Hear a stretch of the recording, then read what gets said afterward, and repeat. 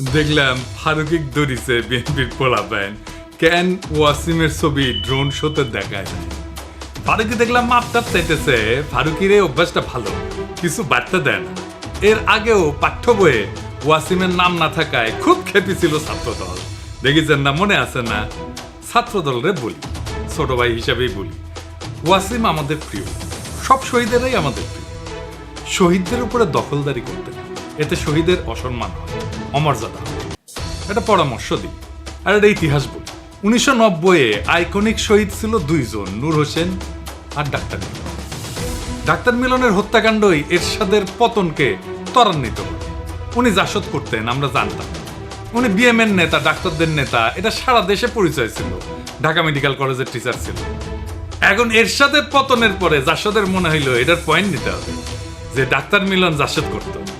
সারা দেশ পোস্টারে ভরায় দিল জাসদ নেতা ডাক্তার মিলন। মানুষজন পছন্দ করলো না। উনি ডাক্তারদের নেতা, ঢাকা মেডিকেল কলেজের শিক্ষক, 90-এর শহীদ, এই পরিচয়টা ঢাকা দিতে চাইলো জাসদ পরিচয়। কি ফল হইল? নূর হোসেন যুবলীগের কর্মী ছিল, তার নাম সবাই জানে। ডাক্তার মিলনের নাম আজকে কয়জন জানে? এইভাবেই দলের স্বার্থ খাইয়া ফেলে শহীদের অমরত্বকে। ওয়াসিম শুধু না, সব শহীদের নামই টিকে থাকবে যদি ছাত্রদল আধিক্ষেতা না করে। শহীদদের মধ্যে শিবিরের ছেলে নাই? অবশ্যই আছে, ওরা তো আধিক্ষেতা করতেছে না। একমাত্র ওয়াসিমকে নিয়ে আধিক্ষেতা করতেছে ছাত্রদল। যখন মানুষ দেখবে যে আরে জোর করতেছে তো আমার উপরে, তখনই মানুষ মুখ ফিরায় নেবে। এভাবে হয় না। আসলে ওয়াসিমের নাম না আসলে কোথাও যেইভাবে ছাত্রদল ঝাঁপায় পড়তেছে তার উপরে, তাদের কিছু কথা বলতেই হয়। আপনাদের কি আদৌ কোনো নৈতিক অধিকার আছে কারো সমালোচনা করার ওয়াসিমের নাম না নেওয়ার জন্য? না, নাই, নাই। আপনাদের নৈতিক অধিকার নাই। আপনাদের দলেরও কোনো নৈতিক অধিকার নাই কারো সমালোচনা করার। জি, ঠিকই শুনতেছে। আপনাদের বিএনপির কারো নৈতিক অধিকার নাই কেন ওয়াসিমের নাম নেওয়া হইল না এটা বলা। প্রমাণ চান? এইটা সাহেব দেখান তো 7ই আগস্ট 2024-এ তারেক রহমানের বক্তব্য, যেখানে শহীদের নাম উল্লেখ করতেছে। শুনেন। দেশ এবং জনগণকে স্বাধীন করতে গিয়ে চোখে মুখে বুকে গুলি আলিঙ্গন করা আবু সাইদ কিংবা মুগ্ধের মতন হাজারো ছাত্র ছাত্রী, তরুণ তরুণীকে প্রাণ বিসর্জন দিতে হয়েছে। শুনেছেন? ওয়াসিমের নাম আপনাদের ভারপ্রাপ্ত চেয়ারম্যান কইল? কয় নাই তো। উনার এই বক্তৃতাগুলো তো স্ক্রিপ্ট করে বক্তৃতা। উনি কেন ওয়াসিমের নাম কইল না? উনি তো লিখেই বলতেছেন, তাই না? আগে উনারে ধরেন, তারপরে অন্যদের ধরতে আসেন। যাই হোক, আজকের প্রসঙ্গে আসি।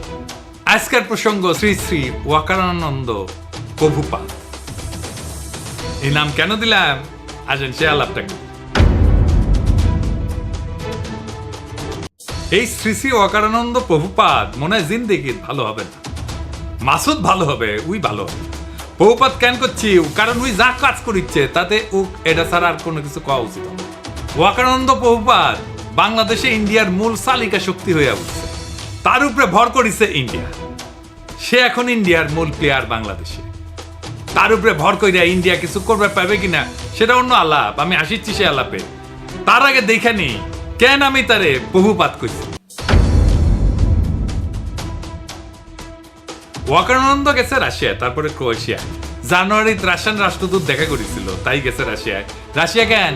কেন আমরা হিন্দুস্তান টাইমসের শিরোনাম দেখি, লিখেছে হিন্দুস্তান টাইমস, অভ্যুত্থানের জল্পনার মধ্যে ভারতের বন্ধু দেশে বাংলাদেশি সেনাপ্রধান করলেন কাজ। এই কথার মধ্যে সবকিছু কয়া দিছে।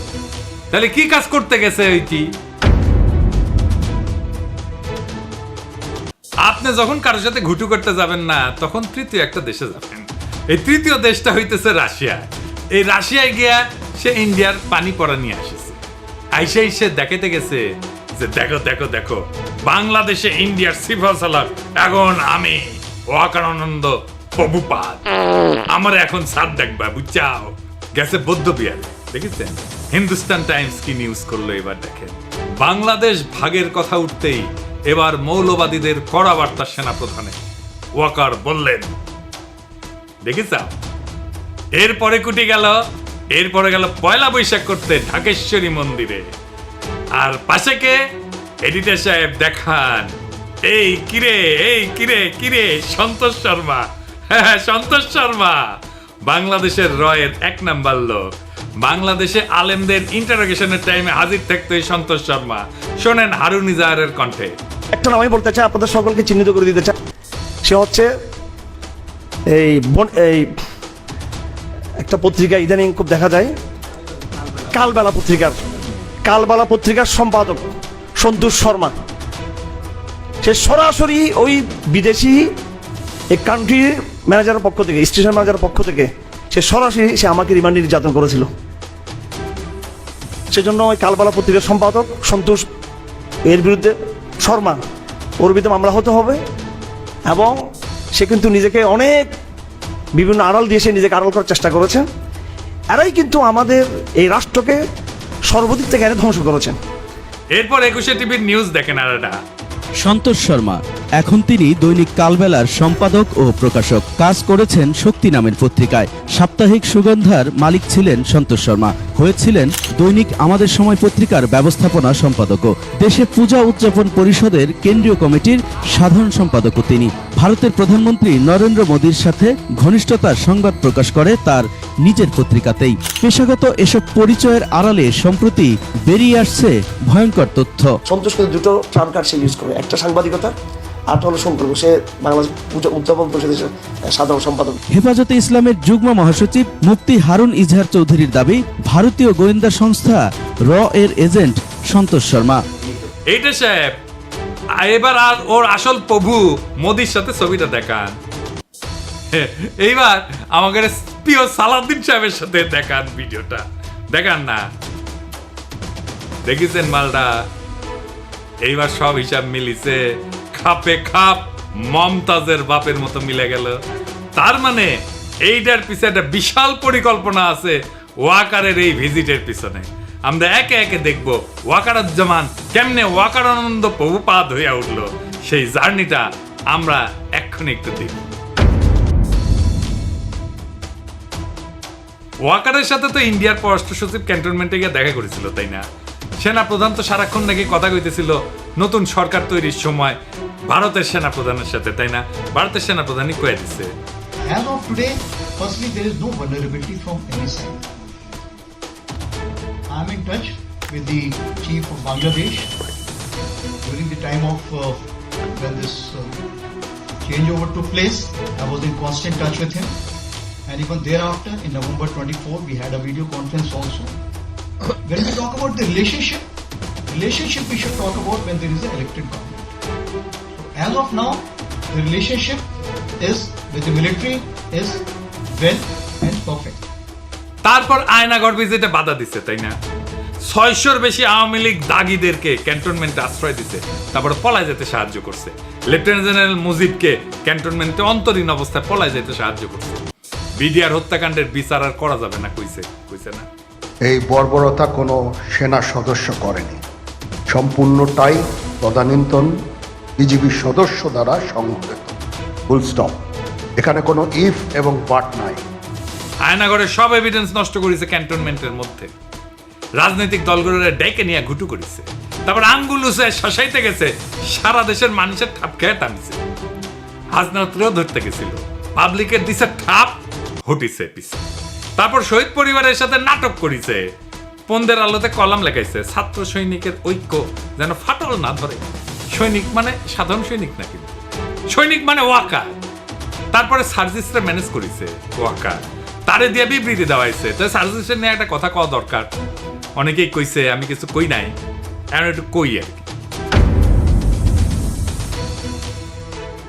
সার্জিসের কথাবার্তা শুনে আমি শিওর ওয়াকারের সাথে ওরা একটা গুটু হয়েছে। সার্জিসের একটা কথা কই তোমারে ছোট ভাই মনে কইরা, আমাদের টাইমে এরশাদের বিরুদ্ধে আন্দোলন করতেছি, তখন ডাকসুর জিএস ছিল জিয়াউদ্দিন বাবু। দারুণ বক্তৃতা দিত, বাসদ ছাত্রলীগ করছিল, খুব স্মার্ট পোলা ছিল। তোমার মতোই বক্তৃতা দিত, সুন্দর করে কথা কইত আর কি।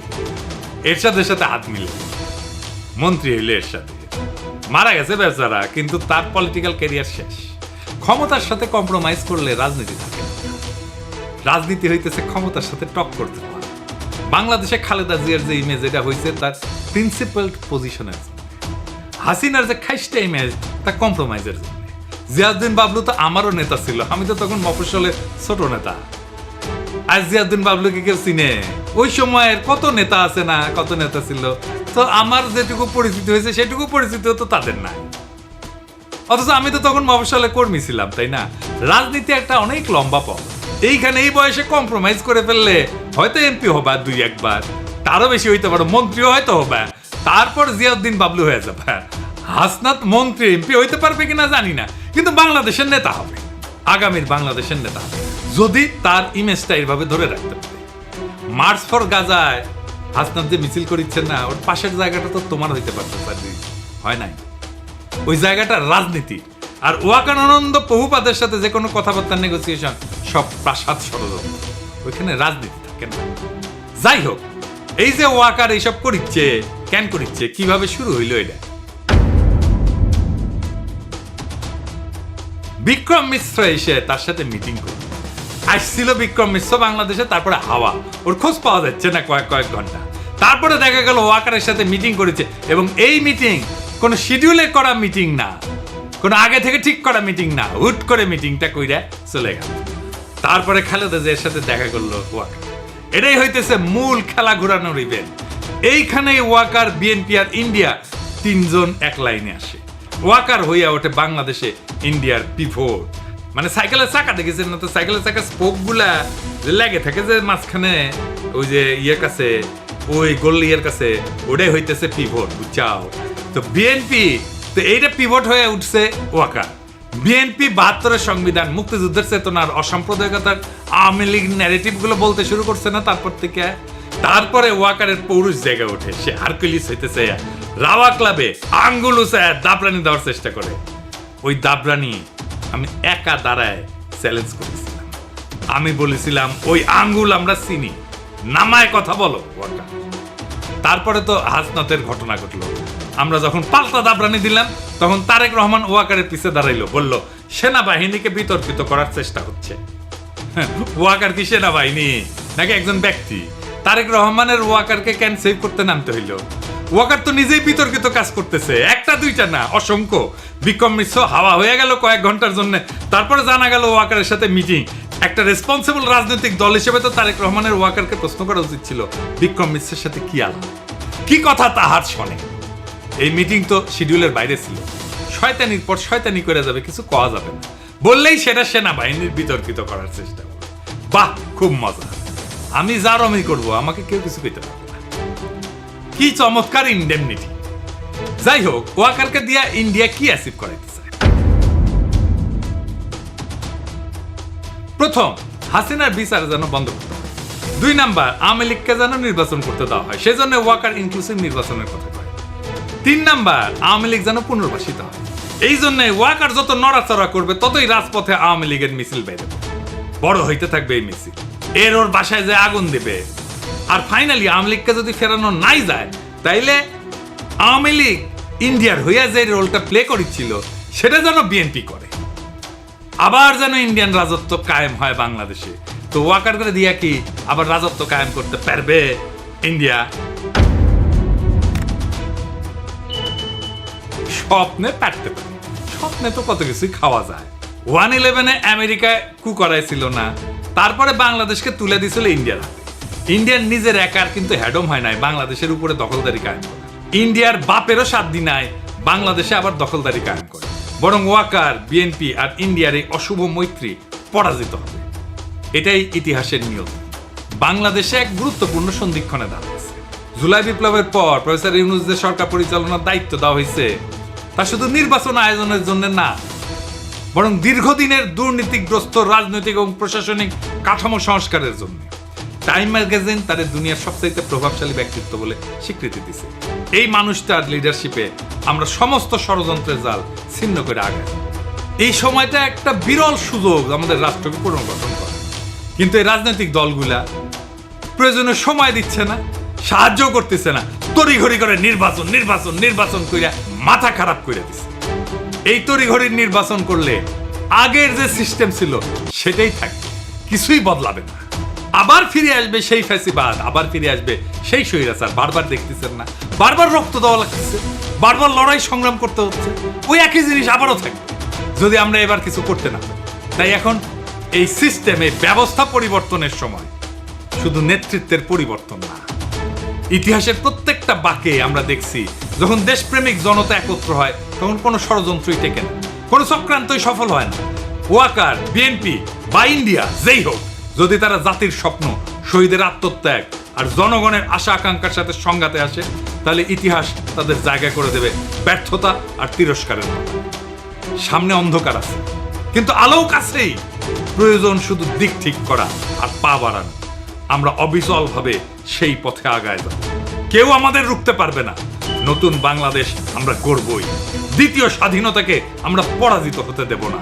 ইনকিলাব জিন্দাবাদ।